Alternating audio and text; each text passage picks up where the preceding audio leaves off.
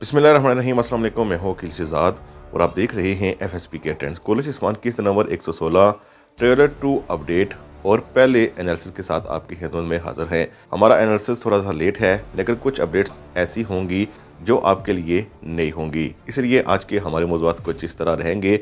उस्मान बे और नाइमान का अपने कबीले में सामना हो चुका है। अब नाइमान इस कबीले से कैसे वापस जाएगा? उस्मान बे के पास आने के बाद या इससे पहले नाइमान कहाँ जा सकता है? इसके साथ साथ कौन सा सरदार उस्मान बे का मुकम्मल तौर पर आगे चलकर साथ देने वाला है? एक बार फिर येनी शहर में काई कबीले का झंडा लहरा रहा है। उस्मान बे ने येनी शहर को कैसे हासिल किया है? फ्रिक की मौत होगी? कैसे होगी?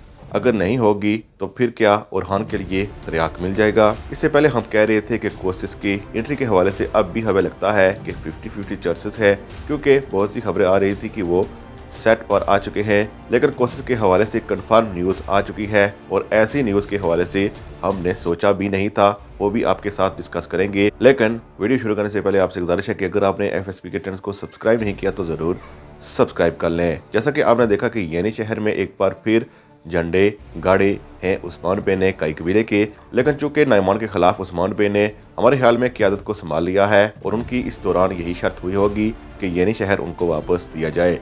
इसलिए इस महान सुल्ताना चूंकि मजबूर है तो उसने येनी शहर उस्मान बे को दे दिया है। इसके अलावा अभी तक हमें यही लगता है कि जानदार बे ही वो सरदार हैं जो उस्मान बे का साथ देंगे। लेकिन दूसरी तरफ आप देख सकते हैं कि नाइमान काई कबीले पहुंच चुका है।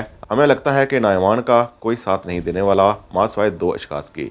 एक तो हमें लगता है कि खुफिया तौर पर याकूब बे नाइमान से सुलह करने की कोशिश करेंगे और दूसरा सामने का इत्तेहादी उसका ओल्फ ही होगा।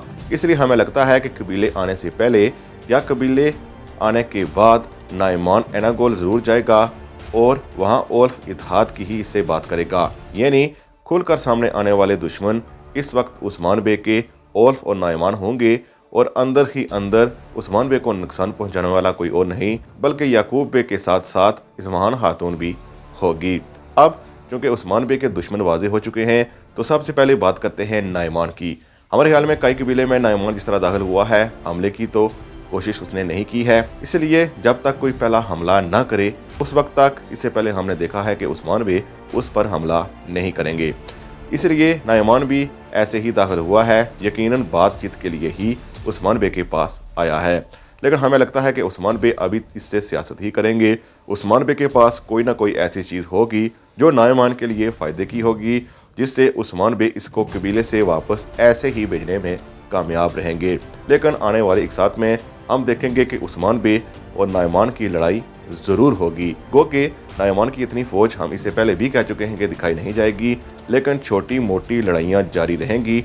इसलिए ट्रेलर में ही आप देख सकते हैं कि बाज़ंतीनी भी लड़ रहे हैं काई कबीले के सिपाहियों से, जिससे वाज़ेह होता है कि ओल्फ और नाइमान का इत्तेहाद है। अगर नाइमान अपनी किसी चीज़ या मकसद के लिए उस्मान बे पर हमला नहीं करेगा तो वो ओल्फ के ज़रिए कराता रहेगा और इसके साथ साथ आगे चलकर सब कुछ आमने सामने भी आ जाएगा, जिससे हमें यही लगता है कि उस्मान बे इतनी तैयारी कर लेंगे कि वो नाइमान का सामना कर सकें।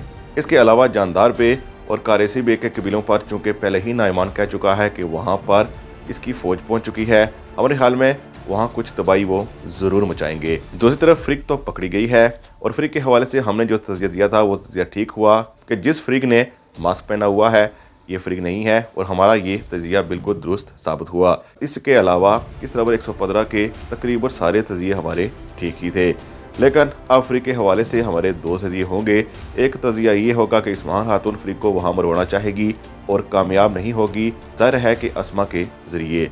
दूसरा ये हो सकता है कि फ्रिक तरियाक के बारे में वाला खातून को बता दे और इसके बाद उसकी मौत हो जाए, जिससे एक बात वाज़ेह हो जाए कि कबीले में कोई ना कोई गद्दार मौजूद है। इसीलिए हमें लगता है कि कुछ ना कुछ ऐसा हुआ है जिसकी वजह से बेंगी खातून अब ज़्यादा परेशान हो चुकी हैं।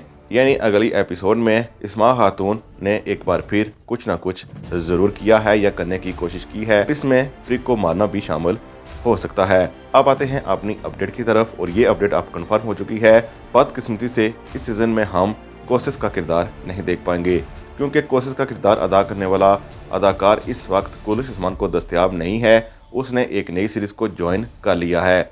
अब हमें यही लगता है कि अगर उसकी एंट्री होती है तो अगले सीज़न में हो सकती है, या फिर जिस ड्रामे में उसने हिस्सा लिया है। जब वहाँ उसका किरदार ख़त्म होगा तो वो कुल उस्मान में आ सकता है।